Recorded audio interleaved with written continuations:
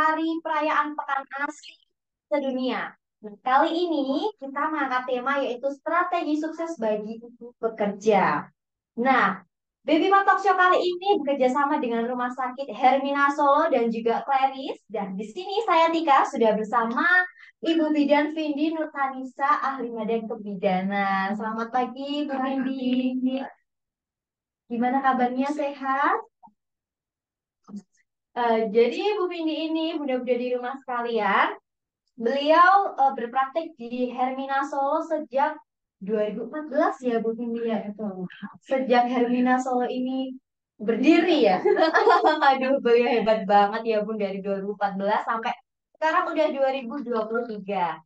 Nah, sebelum kita masuk ke tema nih ya, aku mau ingetin sama bunda-bunda di rumah untuk mic-nya mohon di-mute dulu ya. Nanti selama Bu Bidan ngasih materi, mohon di-mute dulu dan juga di akhir materi nanti akan kita kasih kesempatan untuk bunda-bunda di rumah semua bertanya. Nanti tinggal open cam sama open mic aja. Satu harus raise hand dulu ya. Paling awal raise hand. Nah, kemudian di Baby Mom Talk Show hari ini spesial di Hermina Solo kita ada best story. Jadi nanti di akhir acara akan kita pilih tiga best story Bunda. Jadi Bunda silahkan ya di room Zoom ini silahkan di screenshot, dibikin story di Instagram. Jangan lupa di tag Instagramnya Hermina Solo, kemudian Baby Mat dan juga Clarice. Nah, spesial hari ini juga bakal ada hadiah dari Clarice ya tentunya ya. Pokoknya hadiahnya apa aja, nanti pokoknya harus stay tune sampai selesai. Oke nih Bu Vindi, ini aku udah ngobrol-ngobrol sedikit ya di awalnya buat bunda-bunda. Antara ASI dan karir. Nah ini kayak zaman sekarang ya itu udah berkaitan banget kok. Karena bunda-bunda di rumah tuh paling banyak juga kerja ya. Lagi kerja. Tinggi ini gimana? Sebenarnya kalau untuk ASI, menyusui ya Bu ya, ya Mbak. Jadi apa ya, bekerja itu bukan suatu penghalang dengan ASI eksklusif. Karena kan banyak sekarang yang bisa pakai ASI peran, tapi ya kita perlukan adalah dukungan dari keluarga. Jadi memang dukungan dari keluarga di rumah, ibu juga akan harus lebih rajin kayak pumping di kantor ya gitu. Terusnya ya kita share aja hari ini kita diskusi bagaimana cara ibu bekerja untuk tetap bisa memberikan ASI eksklusif kepada bayinya. Jadi kita juga hari ini kita diskusi gitu. Hmm. Oke, jadi gitu ya Bun. Hari ini akan kita kupas tuntas. Pokoknya mumpung ada Bu Widi di sini, nanti materinya yang udah disampaikan gimana-gimananya, kayak tipsnya aslinya biar banyak walaupun kerja, Ya, kayak kayak gitu oke. ya. Aja Bu Vindi, dan tempat kita bersilah. Oke, baik. Terima kasih Mbak Tika.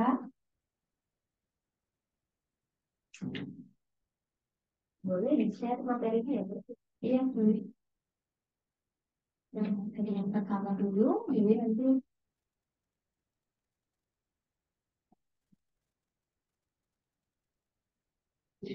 eh, eh, untuk materi hari ini ya Bu, ini tentang tips ASI eksklusif bagi ibu bekerja. Jadi untuk ibu yang bekerja itu sebaiknya di kantor itu rutin dan konsisten untuk memompa ASI dengan pompa yang tepat saat di kantor ataupun di rumah. Kemudian dukungan dari kerja dan kerjasama keluarga dalam pemberian ASI perah di rumah dan jaga asupan gizi dan cairan itu penting karena ibu menyusui itu harus banyak makan makanan yang bergizi ya, ya Mbak ya. Terutama kayak makanan yang berprotein, kemudian sayur-sayuran itu boleh, terus kemudian cairan kayak jadi cairan tubuh karena kan ASI itu kan kita pumping itu kan mengeluarkan cairan dari tubuh ibu. Jadi tetap harus ada cairan intake yang masuk. Gitu. Jadi harus banyak minum air putih mungkin, terus kemudian usahakan tetap menyusui secara langsung selama di rumah. Jadi walaupun nanti kita itu di kantor itu kita pumping, kita asinya kita perah, terus sebaiknya kalau di kantor kita kalau sampai rumah simpan aja asinya di apa namanya di freezer gitu. Terus selama di rumah ibu menyusui harus selalu menyusui. Jadi menyusui secara langsung. Jadi diusahakan tidak menggunakan DOT kalau di rumah. Kalau semua ibu lagi di rumah, baiknya ya langsung menyusui langsung ke bayinya kayak gitu. Terus kemudian di rumah untuk ibu menyusui itu harus tetap rileks. Jadi harus menghindari stres. Karena stres itu bisa bikin ASI itu jadi semakin sedikit enggak. Oh. Terus kemudian diusahakan dari keluarga itu juga baiknya memberikan dukungan. Jadi kalau misal kan kalau ibu bekerja kan capek ya. Ya kalau kalau bisa nanti di rumah dibantu, ya bisa dengan merawat bersama bayinya kayak gitu. Terus kemudian eh, lebih care mungkin bisa dari ibu ibu si ibu menyusui ini jadi ibu neneknya gitu terus suaminya juga itu harus lebih care. Jadi emang stres, pikiran itu sangat berpengaruh sama ASI yang keluar ya. Iya betul sangat berpengaruh sekali mbak. Di sini terutama ayah ya, yang ayah atau suami yang perlu banget Betul. dukungan buat ibunya ya. Iya iya betul karena kan biasanya kalau ibu sama bayi itu kan paling dekat dengan ayahnya ya. Jadi tidaknya tuh ayah harus juga untuk bekerja sama untuk Harus ada enggak kerjasama ya. betul jadi nggak harus sebenarnya untuk mengurus anak itu kan nggak semuanya kewajiban dari seorang istri kan bisa dibantu mungkin bantu gendong atau kan kalau ibunya lagi istirahat ayah bantu apa ngasih asiknya juga bisa gitu pakai asik perahnya gitu. Ya, nah ini untuk cara menyimpan ASI perah, Mbak. Jadi kalau ASI perah itu kita bisa simpan di freezer yang khusus untuk apa namanya pendingin. Jadi kayak yang bukan bukan yang bukan dua pintu ya, yang benar-benar ASI yang benar-benar apa namanya freezer yang mungkin buka yang kayak buka atas itu atau yang benar-benar khusus untuk freezer itu bisa bisa disimpan sampai 6 sampai 12 bulan. Terus kemudian kalau di freezer yang dua pintu itu itu bisa 3 sampai 6 bulan. Tapi dengan syarat di freezernya itu nggak boleh ada makanan yang lainnya. Jadi benar-benar untuk ASI aja gitu. Terus kemudian untuk freezer di kulkas satu pintu itu itu apa namanya? Itu bisa bertahan sampai 2 minggu. Karena kalau yang untuk dua pintu atau satu pintu kan bedanya kalau satu pintu itu kan lebih suhunya lebih stabil ya karena sering buka kalau kita ambil makanan itu kan sering buka jadi suhunya lebih sering naik sama turun jadi untuk daya simpannya lebih lebih cepat ya lebih singkat. Terus kemudian kalau di kulkas atau di chiller biasa itu di pendingin itu bisa sampai 5 hari aja. Oh, jadi itu nggak harus jadi beku berarti. Jadi gini Mbak, kalau semisal kita mau, sebenarnya kalau di chiller itu bisa 5 hari, itu nggak harus beku. Cuman kan kadang-kadang kalau kita pumping, itu kan kita niatnya untuk kita simpan kan, Iya. kan. Jadi malah sebaiknya kita masukkan ke freezer. Jadi kalau memang untuk ibu bekerja, saya lebih menyarankan pakai yang kulkas khusus untuk yang pendingin itu. Tapi kalau memang di rumah adanya yang apa namanya dua pintu atau satu pintu ya mungkin agak sedikit lebih Iya. bekerja keras karena kan emang pumping nanti masukin lagi terus untuk waktu simpannya lebih lebih cepat. Kayak gitu. Terus kemudian bisa kalau semuanya kan ibu bekerja kan bawa apa cooler bag kayak gitu. Iya. Itu ada efeknya itu bisa bertahan 24 jam. Dalam keadaan dingin berarti ya. Iya, jadi Es gelnya ya. es gelnya itu sebelum, jadi triknya, nanti malam itu kalau kita pulang dari kerja, itu langsung masukkan es gelnya ke freezer. Terus kemudian nanti kalau sudah dimasukkan ke freezer, nanti pagi kan kita mau bawa tuh cooler bagnya untuk kerja, nah masukin aja efeknya di cooler bagnya, nah nanti di apa namanya di kantor kita bisa pumping, masuk simpan ke situ. Cuman kalau kayak di kantor udah ada pendingin mungkin bisa dititipkan ke kulkasnya nggak apa-apa Yang lebih aman ya. lebih aman. Jadi lebih jauh lebih aman dan itu mungkin resiko untuk rusaknya ASI itu lebih sedikit. Terus kemudian kalau ASI di suhu ruangan kayak sebenarnya kita lagi pakai suhu AC nih Iya. kurang dari 25 derajat itu bisa sampai 2 sampai 4 jam. 2 sampai 4 jam ya. Betul. Kalau semisal itu ruangannya agak hangat lebih dari 25 derajat mungkin bertahan cuma 1 jam saja. Jadi kalau di luar ya Bun, tipsnya pakai cooler bag ya, gitu ya. Cooler bag kasih ice gel itu harus penempatannya harus di bawah atau di atas atau di samping kayak gitu. Mungkin di video-video di rumah belum tahu. Itu sih nggak ada cara khusus sih Mbak. Yang penting waktu kita simpan ASI, baiknya sama ASI-nya udah jadi satu aja. Jadi kan itu biasanya apa namanya? Kotak Cooler gitu. bag-nya itu kan ada dua bagian tuh, Iya. satu yang atas, yang bawah. Nah, kalau saya dulu, saya suka simpennya yang nya di bagian bawah, atas itu buat bersihnya. Bawah itu nanti ada cooler bag sama akhirnya taruh di bawah sekalian. Jadi benar-benar kayak biar lebih dingin, jadi kayak jadi satu sama si aspeknya itu. Gitu. Tuh ya Bun, boleh banget dicatat ya sambil pegang nih bolpen sama note nih. Langsung dicatat apa yang sampein sama Bu Dija. Lanjut Bu Dija. Gitu. Nah, ini cara mencairkan ASI, Mbak.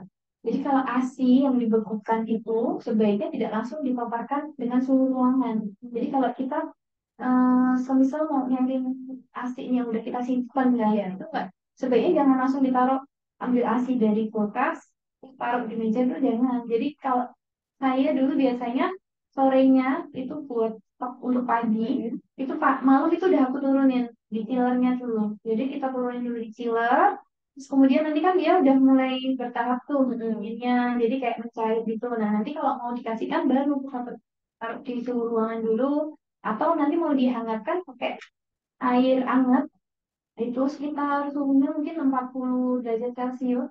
Nah nanti dimasukin aja ke air hangatnya itu. Jadi sebaiknya jangan air yang mendidih. Karena akan merusak Merusak si si asiknya. asiknya ya. Ya, cuman kan sekarang udah lebih gampang ya. Betul. Banyak yang untuk penghangat Ya, alat warmer kayak gitu. Tapi ini penting banget ya Bun. Dari freezer ya, dari freezer ke chiller itu penting banget karena untuk timbangan suhunya dulu berarti ya. Oh, bunda-bunda di rumah yang pengalaman juga mungkin dari freezer langsung dikeluarin langsung dikasih air anget gitu Iya. ya. Cuman baiknya sih memang masuk dulu ke chiller, nanti baru kita hangatkan pakai air gitu. Nah, ini Bun. Jadi, semakin lama disimpan, akan ada zat gizi, vitamin, dan antibodi dalam ASI yang berkurang seiring berjalannya waktu. Jadi kan memang ASI semakin lama disimpan itu nutrisinya akan makin berkurang. Nah, itu fungsinya kalau kita mau simpan ASI, itu baiknya di apa namanya? Di wadahnya itu kita tempelin kayak mungkin kita kasih tanggal, terus kemudian jamnya, jam pengambilan tuh jam perahnya jam berapa. Itu fungsinya buat apa? Karena nanti yang paling lama kita simpan itu sebaiknya kita keluarkan lebih dulu.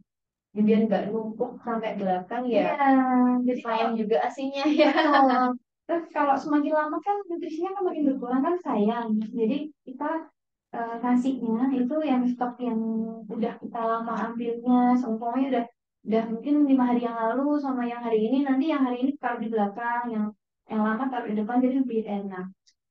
Ini tips lagi ya Bu. Jadi kalau nyimpan asi nih dikasih di kantong plastik asi itu dikasih tanggalnya, dikasih jamnya, kasih sekalian itu harus diambil tanggal berapa jam berapa gitu ya. Kalau diambil jam berapanya sih kita nggak ada ininya Mbak. Apa namanya? Nggak ada patokannya.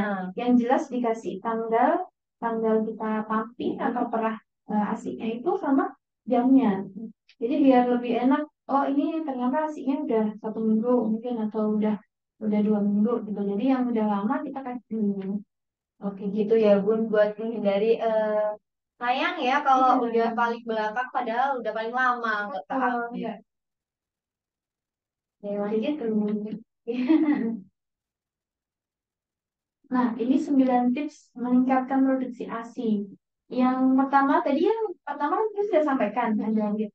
Jadi buat meningkatkan itu intinya itu ada kita harus rutin pumping. Entah itu mau di rumah atau di kantor. Yang penting kita tuh rutin pumping. Mbak. Jadi kita nggak terus di kantor terus akhirnya ogah-ogahan malas-malasan gitu pumping gitu. Nanti itu bisa mengurangi produksi ASI-nya makin sedikit. Jadi tetap walaupun di kantor kita tuh harus tetap pumping. Boleh kalau semisal apa namanya tiap berapa jam, tiap 4 jam mungkin, atau kelihatan kayak kedelainya udah mulai penuh gitu mulai pumping bisa tidak apa-apa. Terus kemudian harus lebih sering menyusui secara langsung. Jadi walaupun apa namanya, walaupun ibu itu udah pumping, sebenarnya udah punya stok banyak nih, itu baiknya tetap harus menyusui karena apa Biar namanya. memperlancar Iya ya. betul. Jadi selain memperlancar rangsangan dari isapan bayi itu juga akan meningkatkan produksi ASI gitu. Terus kemudian, nah ini lagi kenyamanan lingkungan. Suasananya harus tenang, santai agar lebih nyaman menyusuinya. Jadi ibu itu harus dikasih lingkungan yang nyaman. Jadi kalau semua ibu nyaman, itu ASI juga akan makin banyak. Karena Gitu. pengaruhnya ke pikiran ibunya Iya, ya. betul. Gitu. Terus kemudian serta boleh ya melakukan aktivitas atau hobi yang bisa meningkatkan mood. Karena biasanya ibu menyusui itu moodnya tuh sering berubah-ubah. Jadi kayak Iya. kayak kok gini sih kok capek kok kan kayak gitu. Jadi ya sebagai suami itu harus ya tetap bekerja sama ya Mbak ya. Jadi harus bikin mood istri itu selalu selalu baik, selalu dalam kondisi yang enak gitu, senang gitu. Terus nanti ASI juga makin banyak gitu. Terus kemudian menyusui itu sebaiknya bergantian kanan sama kiri. Karena kalau sama tadi konsepnya kayak semakin sering dihisap sama bayi itu produksi ASI juga lebih banyak. Gitu. Jadi kalau semuanya nanti kita kasihnya pelan kanan aja. Biasanya nanti produksi ASI yang kiri itu juga akan semakin sedikit. Jadi kan respon tubuh kan, loh ini kayaknya udah cukup nih kanan aja. Jadi kiri itu kayak responnya jadi Heeh. lebih semakin Gitu ya.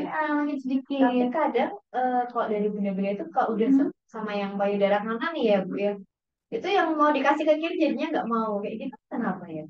Mungkin bayinya udah kenyang, Mm-mm. tapi nggak apa-apa. Kalau semisal memang kanan semuanya udah kenyang tuh, yang Iya. kiri udah nggak mau, yang kiri dipampin aja. Heeh. Terus nanti next kalau supaya bayinya mau minta minta minum lagi, kasih yang kiri dulu, kayak gitu. Jadi gantiannya gitu, bukan yang terus ini 5 menit, 5 menit nggak usah nggak apa-apa. Jadi kalau semua yang kanan bayinya udah kenyang, boleh nanti yang kiri pumping sekalian buat simpan, apalagi buat ibu bekerja kan itu lumayan kan dapat satu kantong kan buat.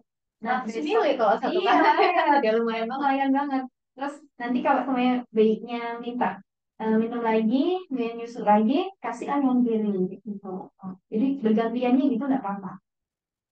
Gitu. Terus kemudian yang paling penting itu biasanya untuk eh, ibu menyusui awal, apalagi kalau menyusui baru 1 kali, Mayun kadang-kadang kita kurang paham cara mereka ini yang benar posisinya gimana sih, cara pelekatannya gimana, terus yang bikin kadang-kadang terus banyak yang lecet Ya, nyusunya. itu kasus yang paling banyak sih ya. Betul, kalau itu kan jadi bikin kita mau buat nyata iya Sakit soalnya ya Bu ya. hari gitu. Jadi memang penting pelekatan bayi saat menyusui. Jadi gimana posisinya bayi yang pas, nanti gimana, terus posisi areola. Jadi kayak dia ngisepnya seberapa hmm, seberapa pas. Jadi dagunya tuh harus nempel kayak dari ibu kayak gitu. Cuma nanti kalau susah, mungkin ibu-ibu yang baru pertama kali karena kesulitan kan itu bisa konsultasi sama apa namanya, sama konsultan klinik apa namanya, laktasi ya, itu juga bisa gitu. Jadi nggak perlu apa ya, nggak perlu khawatir sebenarnya, banyak sekarang fasilitas untuk mendukung kayak ASI eksklusif.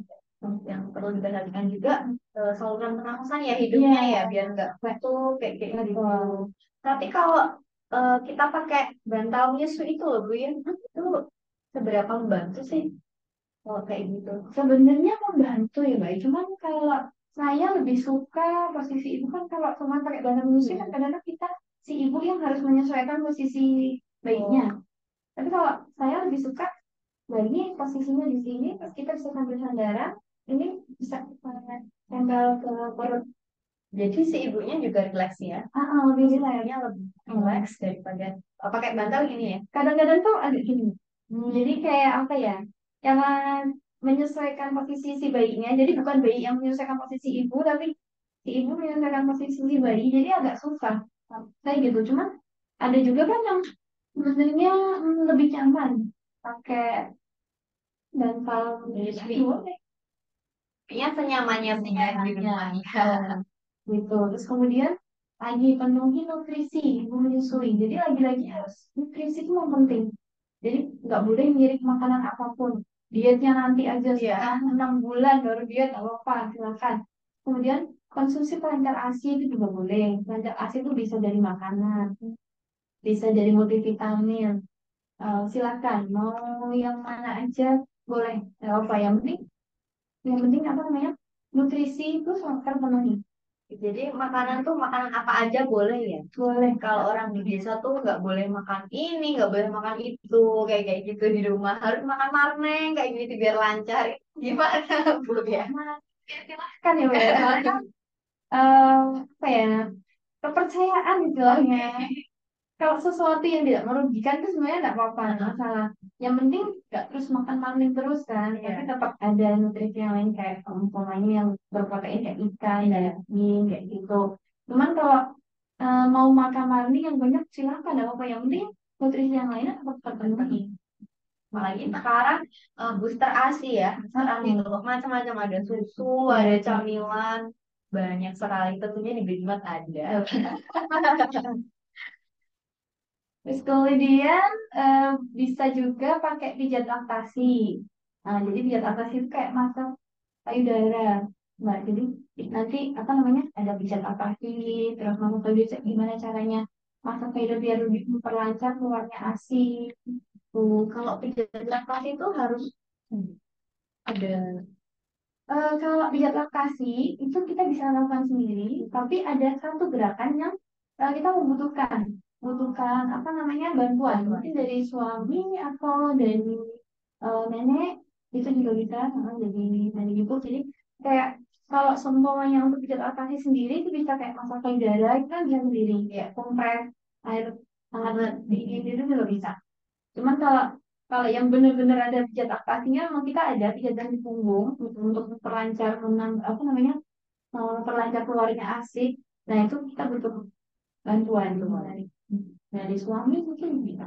Terus kemudian cukup istirahat. Karena memang istirahat itu penting untuk menjaga mood. Betul, apalagi wanita karir ya. Betul. Apalagi sampai sore udah capek Capek. kerja, pulang harus nenenin dede bayi. Iya. Istirahatnya itu gimana tuh? Gimana cara mengatur waktunya, Bu? Kalau kita biasanya dulu kayak jadi kalau semuanya di apa namanya di kantor itu kan pumping. Nanti nyampe rumah asik pumping disimpan. Terus kan nenek bayi kan di sambil istirahat. Jadi kayak seumpamanya kita duduk santai, lihat lihat bayi lagi apa namanya menyusui itu katanya seneng gitu loh. Udah capek udah hilang gitu ya. Capek udah hilang terus kayak ada yang butuhin kita di rumah kan, itu senang banget gitu. Terus bisa nanti dibantu sama suami. Kita memang kalau malam kan sering bayinya kan nangis, tapi kan kadang nangisnya bukan cuma karena pengen nyusu kan, tapi cuma apa kayak kayak mungkin pipis atau BAB itu bisa mungkin suaminya bantu. Jadi biar waktu istirahat istri apa ibu itu lebih lama. Gitu ya, Bu. Jadi suaminya di rumah dikasih pengertian ya. eh ya aku ini pagi udah kerja, terus sorenya pulang harus nenenin. Kalau malam pas waktu ngompol nanti ayah ya, kayak kayak gitu ya, Bu ya. Gitu ya. Gitu.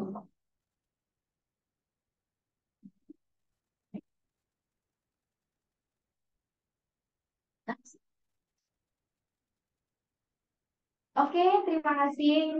Mungkin sedikit dari saya, boleh nanti kalau Mungkin ada lagi yang mau sampaikan.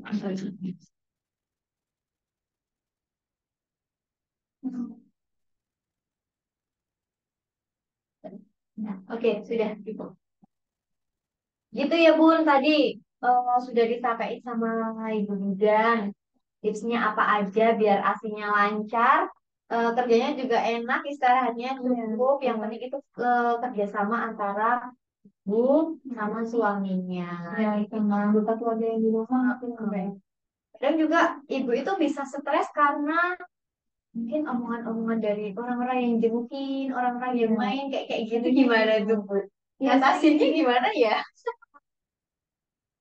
ya sih memang kalau yang datang tuh kadang-kadang, aduh ini harusnya itu. Nah itu tuh kadang-kadang yang bikin ibunya itu jadi bingung, jadi malah, duh aku harus gimana sih?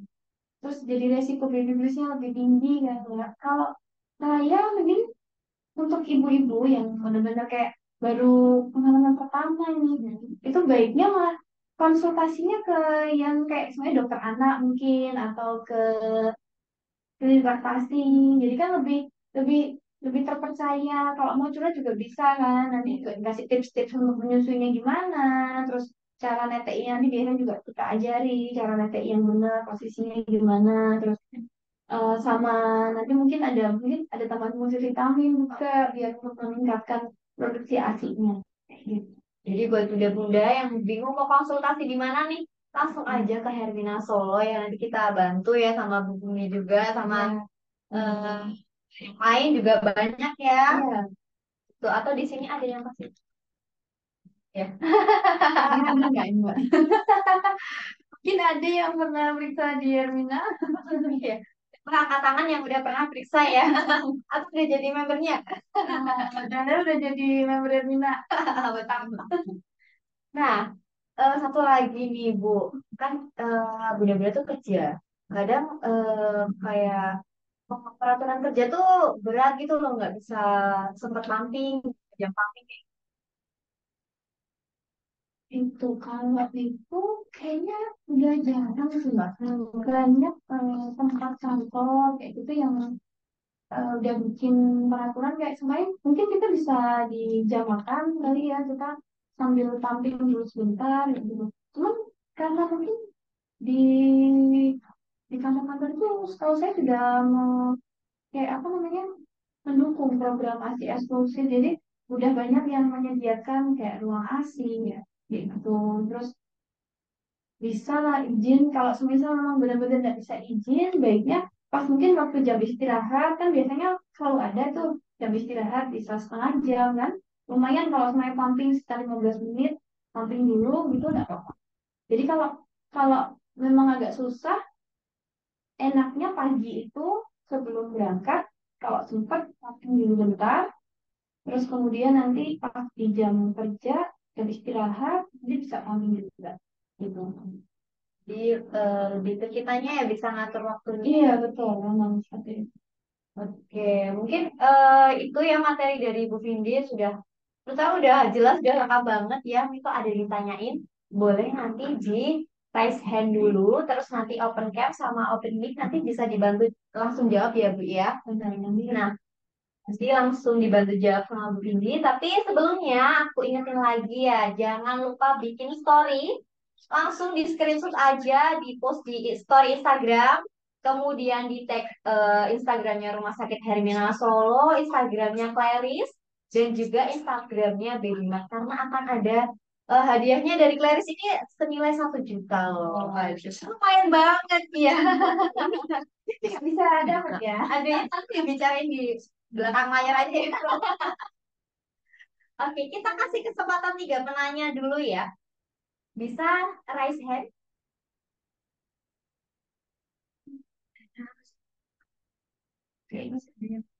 Oke, bisa dibantu open cam sama open mic ya? Oh, udah langsung banyak tuh. Satu-satu ya, Bun? Ada ini Bu, aktif ya. Betul.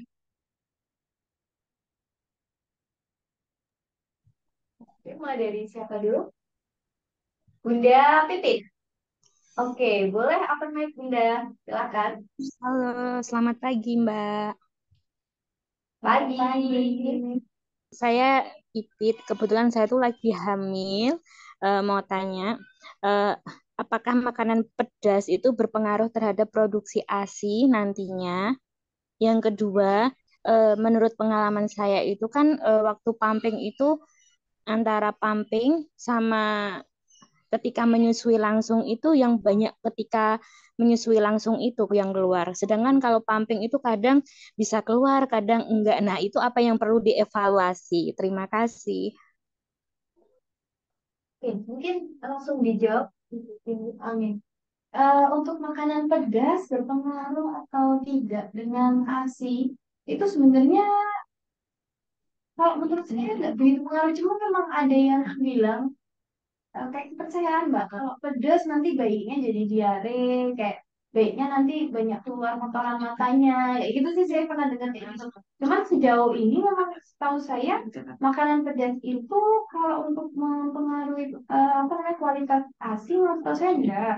Cuman kalau yang ditakutkan kalau makanan pedas nanti ibunya terus terus diare, nah takutnya diare nanti bisa bikin bayinya ikut ini. Kalau semuanya kita bersih bersih tangan, cuci tangannya kurang habis kan juga bisa berisiko bayinya itu. Terus kemudian kalau tadi yang kedua iya Ini, menyusui langsung iya. sama pumping. Kalau pumping mungkin karena kalau pumping itu asinya yang keluar sedikit, mungkin alat pumpingnya nggak cocok, gitu bisa. Kalau alat pumpingnya yang nggak pas, biasanya bisa bikin asiknya itu jadi keluarnya sedikit. Kurang kenceng gitu. Atau mungkin kurang pas mencakup seluruh area apa namanya payudaranya. Soalnya kalau saya pumping itu kan ada ukurannya ya. Ada yang S, M sama L yang untuk silikonnya yang buat ini Orangnya ya. orangnya itu. Jadi kalau misalnya memang nggak di alat pumpingnya biasanya memang bikin asiknya itu kurang lancar keluarnya. Tapi selain itu, selain untuk apa namanya jenis pumpingnya yang mungkin nggak pas, tapi bisa jadi karena asupan nutrisinya kurang juga, atau mungkin karena habis di TTI terus di pumping jadi asiknya yang keluar sedikit. Itu juga bisa. Jadi jadi makan pedas ya. Jadi ini bukan dispenser ya. Jadi nggak masuk langsung jadi gitu ya. Nggak terus jadi asinya pedes banyak nggak Iya. gitu. Oke, tetap diolah sama Iya metabolismenya tetap si ibunya ya. diolah. Malah kalau bukan masalah si asinya jadi pedes atau enggak tuh bukan. Cuman kalau misal nanti ibunya diare, nah nanti takutnya anaknya bisa ketularan diare. Itu bisa jadi diare. Bukan bukan asiknya yang bikin anaknya jadi diare sih. Oke, seperti itu Bunda Pipit sudah terjawab atau belum? Sudah, terima kasih Kakak. Ya, terima kasih. Sehat selalu Bunda Pipit. Oke, kita yang kedua ada Bunda Lutfia. Hai Bunda Lutfia, silahkan open mic-nya. Ya, selamat ke pagi, Mbak. Pagi. Eh, Mungkin ini nanti jadi pengalaman pertama saya untuk menyusui ya, karena ini saya posisi lagi hamil 32 minggu untuk anak yang pertama. Nah, yang saya tanyakan dari pengalaman teman-teman ataupun saudara itu kan ada ketika setelah melahirkan itu asinya nggak langsung keluar. Nah, itu apa yang mesti kita lakukan? Apakah kita nunggu pemberian ASI itu sampai ASI kita keluar atau kita ganti dengan Sufar terlebih dahulu itu. Terus yang saya tanyakan lagi untuk kebutuhan air putih itu untuk ibu menyusui itu seberapa banyak untuk perharinya gitu. Dan satu lagi ya Mbak pertanyaannya eh, kan saya pernah dengar gitu ya eh, biar anak cepet tidur udah dinenenin aja biar cepet tidur. Nah, itu gimana? Apakah boleh eh, mengajak anak untuk biar cepat tidur kita kasih nenen itu pengaruh nggak untuk keadaan apa ya lambung atau organ si anak gitu loh. Terima kasih. Silakan. Ini untuk yang pertama yang tadi apa Pak? Gimana kita mengatasi kalau nggak bisa Ya, nyusui asinya tidak Yang langsung aku keluar. nggak ya, ya nggak langsung ya. Ya sebenarnya kan kalau bayi itu kan ada cadangan makanan Bu, sampai sekitar 72 jam. Cuman lebih baik lagi, ini kan kebetulan Bu Lutfi lagi hamil ya 30 Ya, berapa sih? 32 minggu ya. 32. 32 minggu itu bisa mungkin mulai dibersihkan area putihnya kayak gitu. Jadi pakai baby oil atau minyak kelapa itu dikasih ke kapas. Nah, jadi bisa nanti bersihkan putingnya itu mulai dibersihkan, mulai dikompres kayak gitu dibersihkan pakai baby oil itu bisa Bu. Soalnya kadang-kadang di puting itu ada kayak istilahnya kayak kalau kita lihat kayak komedo putih-putih kayak gitu. Heeh. Nah itu biasanya yang bikin menyumbat si ASInya.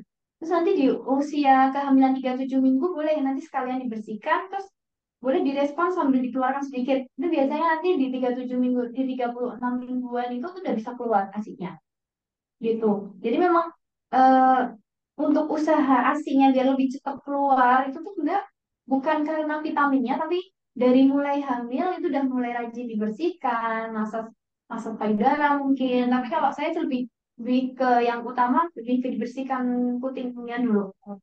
Soalnya biasanya dia yang menyumbat itu yang bikin dia di hari pertama itu nggak keluar.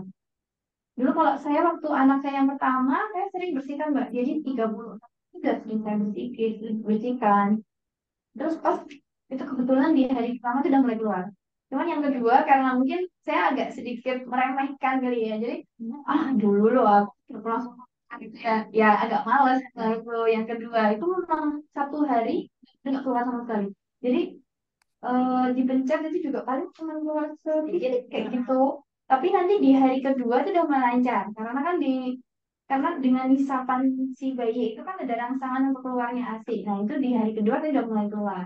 Jadi dicoba dulu aja Bu Lutfi, dibersihkan dulu, nanti kita lihat. Biasanya sih nanti di hari pertama atau hari kedua itu ASI pasca persalinan itu ASInya udah mulai keluar gitu. Terus yang kedua tadi Kedua tadi apa ya Bu? Bisa dibantu? Eh, kebutuhan air putih untuk ibu menyusui itu berapa banyak gitu untuk perharinya? oh iya, berapa banyak perharinya?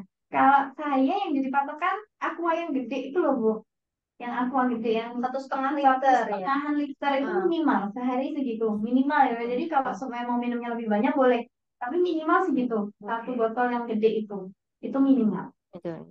Gitu. Terus kemudian yang ketiga pertanyaannya yang itu bayinya kalau semua mau tidur baiknya di Biar neneknya cepet gitu ya Bu ya. tidur dikasih nenen, iya gitu. Oh Itu gitu. Kalau gimana gitu? itu mungkin memang bisa sih kalau bayi kan biasanya kalau di nenek kan jadi nyaman ya. Jadi Ya, mungkin bisa lebih cepat tidur. Cuman ya kalau semisal bayinya nggak mau ya sebaiknya ya nggak usah.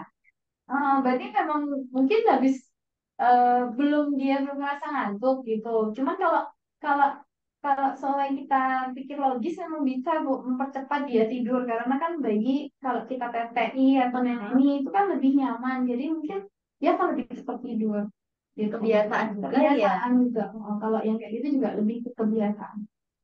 Gitu. tuh. Oke, Bu Ya. Lutfi terjawab, Bu Lutfi. Ya sudah, terima kasih Bu Bidan. Sama-sama Bu Lutfi. Sehat-sehat ya Bu kehamilannya. Semoga nanti persalinannya lancar ya dan Amin, hasilnya iya. keluar banyak. Amin, ya. Oke, selanjutnya ada Bunda Nur Rahmadoni ya. Bisa open mic Bun. Iya pun mau sedikit bertanya. Maaf agak ini ya sambil bawa bayi. Gak apa-apa Bun. Eh, itu saya tadi menanggapi untuk bagian yang apa pemberian ASI itu kan yang diutamakan kan yang tanggal yang lama dulu ya, Bu. Hmm. Nah, beberapa informasi yang saya dapatkan dari dari apa eh, SPA dokter spesialis anak atau dari beberapa bidan di rumah sakit itu informasinya berbeda-beda Bu. Jadi saya ini masih mencari informasi yang sebenarnya yang akurat yang seperti apa sih yang dari SPA itu yang dari Oke. yang dari SPA itu saya mendapatkan bahwa kalau misalkan ASI yang udah dibawa jalan-jalan, misalkan dari tempat lokasi kerja terus dibawa pulang itu harus segera diberikan, nggak boleh disimpan. Padahal kan kita istilahnya misalkan kita kejar stok yang nggak hiperlaktasi banget itu kan kita yang di kerjaan yang dari tempat kerja untuk pemberian ASI untuk pemberian besok esok harinya. Gitu kan. Nah, nah yang saya informasi yang saya dapatkan dari dokter SPA kan seperti itu, Bu. Terus yang dari eh, apa bidan salah satu rumah sakit di terdekat di area sini itu informasinya kalau dulu saya waktu menyusui anak pertama itu ya seperti yang disampaikan Bidan tadi, ASI yang kita pompa terlebih dahulu ya nanti kita kasihkan lebih duluan, nanti takutnya kan yang yang yang dipompa lebih dulu kan lebih lama. Nah, tapi informasi yang lain juga, kalau misalkan kita mau memberikan ASI, sekarang itu udah ada perubahan peraturan atau seperti apa. Kalau kalau yang diberikan, yang mau diberikan itu ya, yang dipompa terakhir kayak gitu, Bu. Nah, saya bingungnya ini yang mana nih yang mau, yang bisa jadi patokan karena beberapa informasi itu berbeda-beda gitu. Ini kebetulan saya anak kedua yang mau, insya Allah juga mau ASI eksklusif gitu. Gitu ya, Bu ya. Mohon pencerahannya. Oke. Jadi Bener ini punya informasi yang berbeda-beda dari sumber yang berbeda. Gitu. Tadi harus Bu Nur ini bimbang nih harus ngasih yang pompa pertama, yang awal dulu atau yang terakhir dengan kondisi pompanya itu pas di luar rumah atau pas di rumah kayak kayak gitu. Kalau untuk pembelian Bu Nur, kalau semisal Bu Nur itu bekerja, misal ya, kita kan pompa untuk stok kita. Stok kita maksudnya stok kita selama kita nggak kerja. Nggak. Kalau semisal kalau kita di rumah, itu memang sebaiknya kita pakai langsung atau semisal kita pompa mau dikasih langsung boleh. Cuman kan kalau kita kerja, itu harus yang paling lama disimpan tetap itu harus diberikan lebih dulu. Karena kan kalau paling lama disimpan, stok yang awal-awal itu langsung diberikan, nanti takutnya lama pas di akhir bulan. Jadi biasanya kalau ASI itu udah mulai berkurang, kalau bayi itu kan udah makin gede. Kalau namanya umur 5 bulan kan kadang-kadang ASI itu kan agak lebih sedikit daripada kita umur yang awal-awal. Nah nanti takutnya pas di akhir itu udah hampir habis, kita malah pakainya stok yang lama. Kan sayang kan? Kan tadi konsepnya apa namanya? Stok ASI itu makin lama disimpan, nutrisinya akan makin berkurang. Kan sayang. Kalau semisal nanti makin lama disimpan, terus di akhir-akhir malah dia dapatnya nutrisinya cuma sedikit kan. Kalau menurut saya sih tetap saya eh, yang lebih baik, yang lama itu harus diberikan lebih dahulu. Cuman kalau semisal udah ASI beku, udah dimasukkan ke chiller, Mbak, itu nggak boleh disimpan lagi ke ini nggak bisa lagi nggak bisa ya. Atau semuanya kita udah ambil, kita udah taruh di botol, udah kita minumkan terus kok nggak habis, disimpan lagi nggak bisa. Jadi ASI beku yang udah dikeluarkan itu nggak bisa dimasukkan lagi atau disimpan lagi nggak bisa. Dan itu kalau semuanya udah dicairkan itu ada batas waktu, batas waktu bertahan si ASI-nya ya biar nggak basi ya. Betul, gitu. Jadi nggak bisa ASI yang udah dicairkan kita simpan lagi atau ASI yang udah lama di ruang suhu terbuka apalagi yang dari pendingin itu ada batas waktu pembeliannya. Jadi tetap ya Bu Nur ya harus didahulukan yang memang lebih awal ya karena menurut saya gitu Bu Nur. Pengaruhnya ke kualitas ASINya ya. Asinya, iya, gitu. Seperti itu Bu Nur sudah terjawab? Oh ya, berarti tetap sesuai Vivo ya, Kak ya.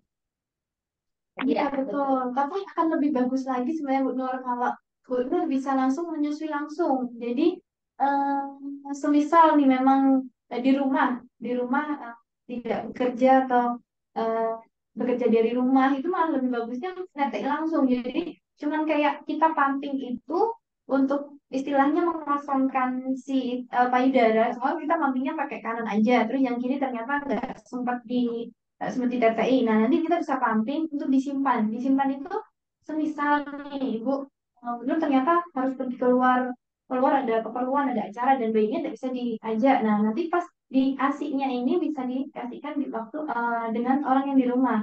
Tapi kalau semisal di rumahku, malah bagusnya harus disertai langsung.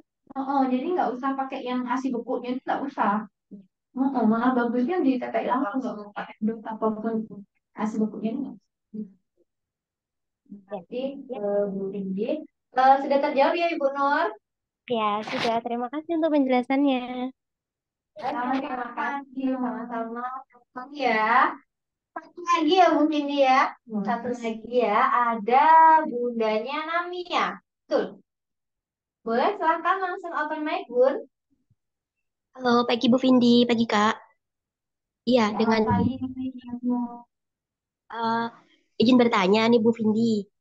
Apa betul untuk kayak misal kayak saya kan puting tenggelam ya, itu kan ada kendala dalam menyusui gitu, karena kan adik kan nggak mau nyusu secara langsung karena kurang nyaman mungkin ya Bu Vindi kalau misalnya nyusu secara langsung. Tapi waktu coba di pumping tuh kan keluar ASI-nya, terus diberikan lewat dot gitu. Dan itu langsung dapat gitu, langsung nyaman gitu. Nah, apa betul kalau misalnya puting tenggelam itu nantinya akan mempengaruhi produksi ASI? Dan ada tips nggak sih Bu Vindi buat ibu-ibu macam saya yang putingnya tenggelam gitu bisa nenen secara langsung karena kan pengen juga ya nenen secara langsung tapi ada kendala memang dari sananya tuh putingnya tenggelam seperti itu. Ya, terima kasih. Sama bunda anaknya. Boleh sih aku boleh silakan. Jadi kalau untuk putingnya tenggelam itu sebenarnya kita ada trik bukan? Kalau kita pakai apa namanya kayak step gitu. Jadi kalau ini sih nggak saya sarankan untuk bikin di rumah ya. Mungkin bisa ke klinik laktasi untuk konsultasi dengan dokter laktasi. Kami nanti bisa di sini mungkin kita bisa bantu untuk triknya. Jadi biasanya kita sedot pakai siring. Jadi siringnya itu kita gali buat. Jadi untuk apa sebelum TTI itu biasanya kita sedot dulu. Oh, kayak suntikan itu Mungkin di Bibimat ada yang alat buat narik ada. Itu namanya kalau di kita nipple puller. Nah, itu bisa bisa pakai di populer. Di dekat-dekat aja. Nah, nanti sebelum TPI kan sedot kali itu Mbak. Nah, nanti setelah itu baru TPI. Jadi kan walaupun tenggelam, kadang-kadang kalau habis pakai si itu nipple puller. Nah, itu kan biasanya agak keluar tuh sedikit. Nah, nanti TPI-nya. Nah, gitu. Terus dengan seringnya gitu di apa namanya sedot si putihnya itu biasanya nanti akan muncul. Walaupun sedikit akan muncul.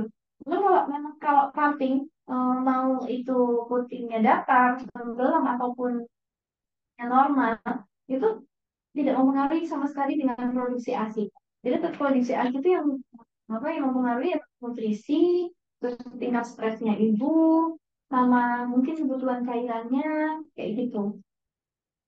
Seperti itu ya, Bu. Jadi di sering-sering disedot terus langsung Iya, adiknya netek. netek. Iya. Kalau nggak kayak gitu, biasanya ada yang apa, puting itu yang ditempel kayak silikon plastik itu yang ditempel buat Child berarti. nah itu juga kayaknya ada itu kalau semua yang mau coba mungkin bisa pakai itu cuman kalau saya lebih lebih menyarankannya ke yang disedot baru nanti kita PPI biasanya kan kalau habis disedot kan agak muncul mbak nah itu biasanya kan lebih gampang.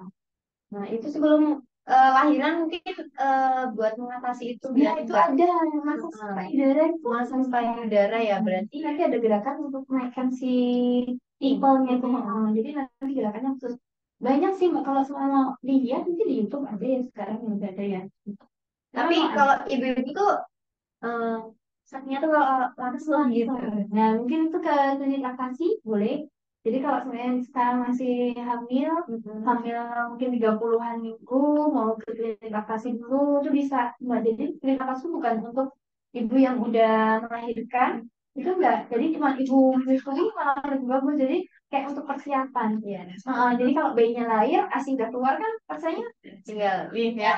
nih ya, betul, tinggal nih gitu kan. Kalau semuanya ibu lahiran dulu baru klinik laktasi, saya udah telat. Karena telatnya udah lahiran, bayinya ada ini, udah terlanjur stres dulu loh. Gitu. Jadi gitu ya Bun.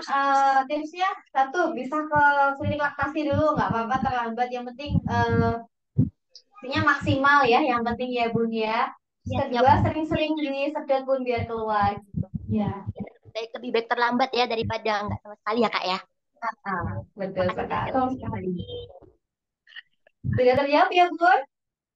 Ya sudah Kak, sudah terima kasih banyak. Oke. Tinggal satu lagi ya. Ini yang lesen sekalian ya Kak ya. Ada Bunda Feni. Silakan Bunda.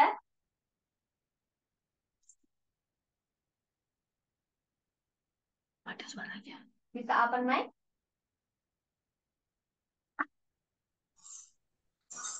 Selamat siang.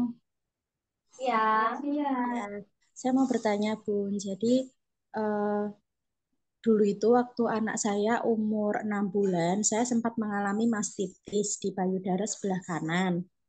Setelah mastitis itu kan masih sering saya pompa, tapi lambat laun anak itu kayak lebih nyaman untuk menyusui di sebelah kiri payudara saja gitu. Tadi kan saya lihat di 9 tips apa meningkatkan ASI tadi kan eh, salah satunya kan menyusui di kedua payudara. Nah sekarang anak saya itu umurnya 1,5 tahun, cuman saat ini dia udah bisa diajak komunikasi. Setiap kali saya kasih payudara sebelah kanan itu udah bisa mulai protes gitu, bilang enggak enak gitu katanya. Itu apakah benar memang rasanya berbeda dari payudara sebelah kiri atau gimana ya Bun, biar saya bisa tetap masih memberikan uh, ASI dengan dua payudara begitu.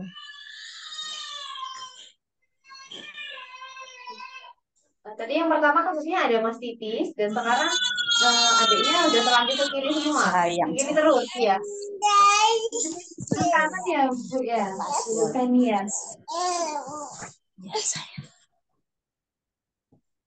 Oke, ya seperti itu. Tapi kan sebelah kanan ya Bu. Itu kenapa bisa mastitis? Itu biasanya karena Ibu terlalu banyak ngasih asiknya sebelah kiri, jadi sebelah tanpa dikeluarkan asiknya yang numpuk tadi, jadi numpuk.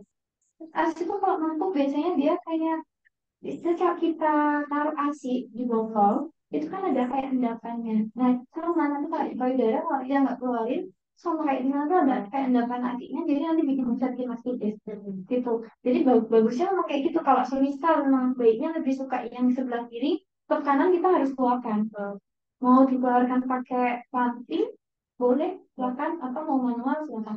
Tapi bagusnya, jadi biasanya kalau nah, anak itu kan kebiasaan ya dari orang tua ya. Bayi kan nggak tahu mana yang ASI kanan sama kiri.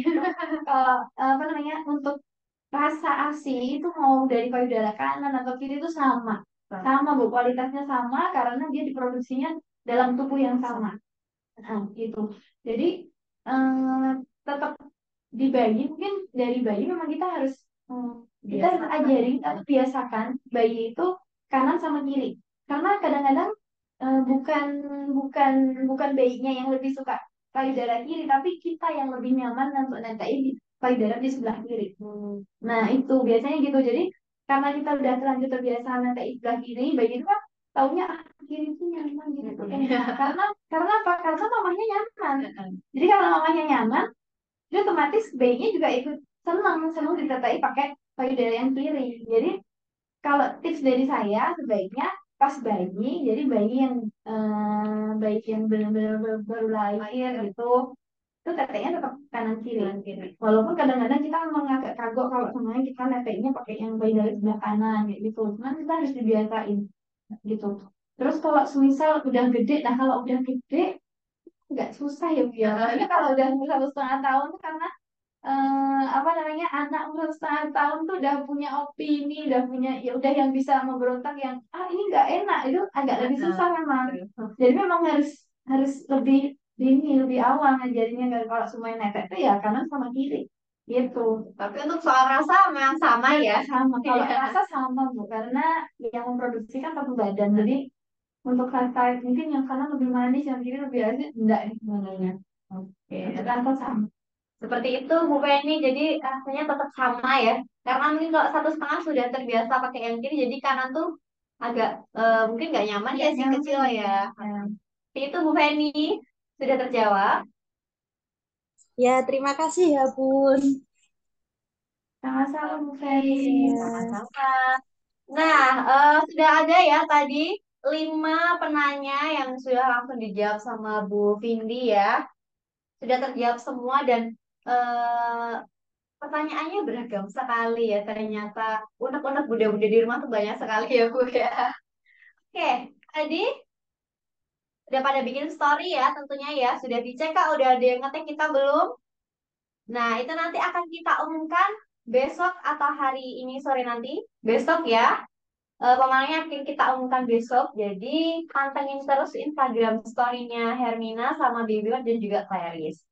Nah, untuk yang beruntung di hari ini ada 5 penanya ya. Kemudian ada yang siapa Kak yang beruntung hari ini? Bisa dibantu untuk namanya?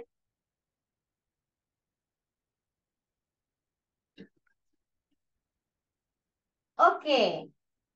Yang pertama ada Bunda Pipit Arvita, kemudian ada Bunda Lutfia dan juga Bunda Nur. Oke, selamat kepada tiga penanya yang beruntung hari ini. Nanti bisa langsung konfirmasi ke nomor WA-nya Baby Mat ya untuk hadiahnya.